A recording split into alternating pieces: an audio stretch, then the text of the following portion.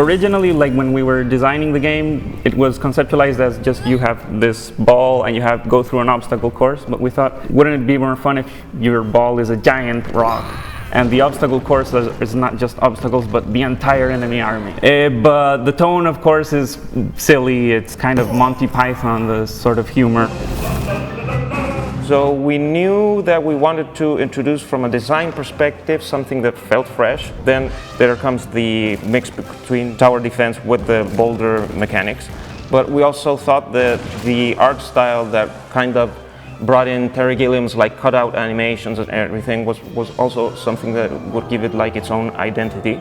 The idea that you go through different periods of art history rather than just play entirely on a medieval setting, I really wanted to add that in. Like, art history was one of my favorite classes, and the idea of going through different art periods so we could do levels look very different, it seemed very fun. So for the story, in each game we wanted it to start based on Greek mythology or some sort of myth that's related to a giant rock. And if we keep on making Rock of Ages games, we're going to run out of myths. In this case, we're starting with the Odyssey. And the first chapter is when Odysseus and the 100 sailors are trapped inside of a Cyclops cave. And in this cave, the Cyclops blocks the exit with a giant rock. And that, of course, is our character, the boulder.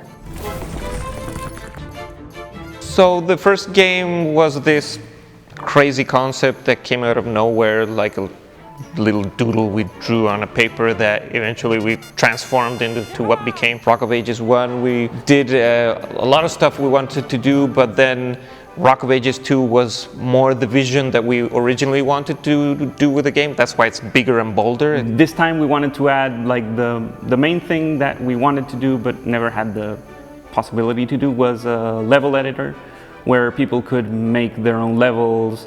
Like, it's a really big and fun feature. We're trying to give the players as much freedom as they can to make their levels as unique and different as possible. For Rock of Ages 3, we wanted you to be able to break more than ever before. That means you have more tile sets, more units to break, more boss fights, and more of everything than ever before.